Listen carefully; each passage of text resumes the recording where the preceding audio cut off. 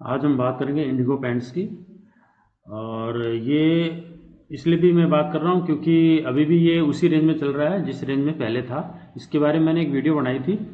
ये मेरा चैनल है, इसमें मैंने वीडियो बनाई थी, ये 3 महीने पहले बनाया था, जिसमें लिखा था इंडिगो पेंट्स हीरा है सदा के लिए। लॉन्ग टर्म के लिए मैंने बात करी थी। अभी भी मैं लॉन्ग टर्म की बात करूँगा, और क्यों करूँगा वो भी मैं आपको बताता हूँ। तो इंडिगो पेंट्स में भी आप देखेंगे तो स्थिति वही चल रही जो पहले थी, क्योंकि मार्केट उस समय गिरा था, क्योंकि कुछ इस तरह की सिचुएशन बन गई थी, ग्लोबल सिनेरियो भी ऐसा ही था।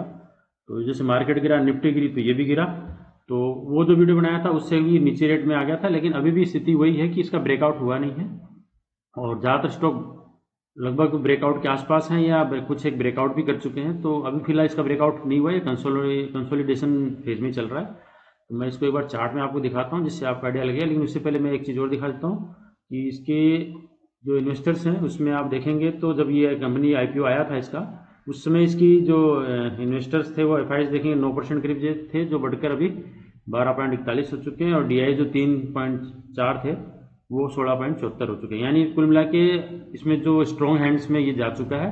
और जो रिटेलर्स उनको देखेंगे तो 33% से 16%, 17% पे आ गए। इसका मतलब है कि जो रिटेलर्स आईपीओ वगैरह में थे वो सब अब उसके बाद ये काफ़ी गिरा भी था, तो जैसे अब लोग इस पर निकल चुके हैं और इस पर कंसोलिडेशन चलने के साथ साथ अब इसमें स्मार्ट मनी घुस चुकी है। तो अब ये ऊपर जाएगा, क्योंकि मार्केट भी ऊपर जा रहा है, तो इसको भी जाना है। और दूसरी बात कि क्रूड ऑयल के दाम भी कंटिन्यू नीचे चले हैं, तो इसको बहुत फायदा मिलेगा और आगे इसका बहुत अच्छा इसको बढ़ेगा। लॉन्ग टर्म के लिए तो कोई डाउट ही नहीं है। और अगर आप शॉर्ट टर्म में भी चाहते हैं, स्विंग ट्रेडिंग के तौर पे चाहते हैं, तो मैं आपको इसको एक चार्ट पे दिखाता हूँ जिससे आपको थोड़ा समझ में आएगा कि क्या करना है।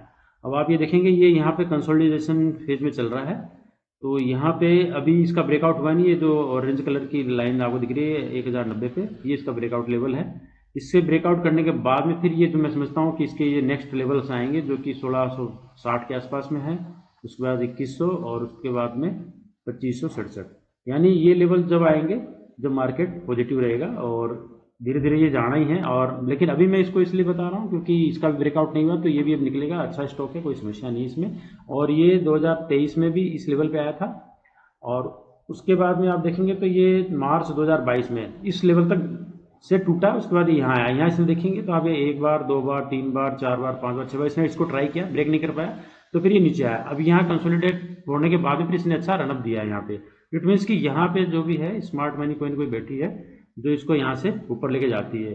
और ये यहाँ से भी इसी तरह से इसको ऊपर लेके जाती है, लेकिन समस्या वही आई कि लड़ाई वड़ाई छिड़ गई थी, जैसे ये निकल नहीं पाया। जबकि इसको जो रॉ मटेरियल मिल रहा है वो सस्ता ही मिल रहा है। तो अब मैं ये मान चला हूँ जो नेक्स्ट क्वार्टर का रिजल्ट आएगा वो अच्छा आएगा। और वैसे भी इसका 24 तारीख को आप देखेंगे तो 24 तारीख को इसका रिजल्ट आना है। उससे पहले आप इसमें अगर एंट्री लेना चाहते हैं तो मेरे हिसाब से ले सकते हैं। और इसका ब्रेकआउट मैं मान के चल रहा हूँ कि होगा 24 से पहले हो जाएगा, या 24, क्योंकि रिजल्ट मेरे हिसाब से पॉजिटिव आएगा, क्योंकि 60 के आसपास में क्रूड ऑयल था। तो मेरे हिसाब से इसमें अब ब्रेकआउट बनता है इसका। और क्योंकि निफ्टी भी जा चुका है तो ये इसको भी जाना तय है। तो अगर आप एंट्री बनाना चाहते हैं यहाँ से कर सकते हैं, मेरी आपको यही राय है। बाकी आप अपने हिसाब से प्लान कीजिए। आप अगर सहमत हैं तो आप प्लान कीजिए। और मैं ये मान के चल रहा हूँ कि यहाँ से, क्योंकि स्मार्ट मनी यहाँ पे काफ़ी दिन से लगी हुई है, तो अब इसको लेके एटलीस्ट आप अगर नहीं भी चाहें तो कम से कम यहाँ तक के लिए तो आप प्लान कर सकते हैं। ये अपना फर्स्ट टारगेट होगा, और सेकेंड आपका ये होगा, और थर्ड के लिए आप ये कर सकते हैं। और लॉन्ग टर्म के लिए रखते हैं तो कोई दिक्कत नहीं है, ये अच्छा स्टॉक है, काम करेगा। Thank you.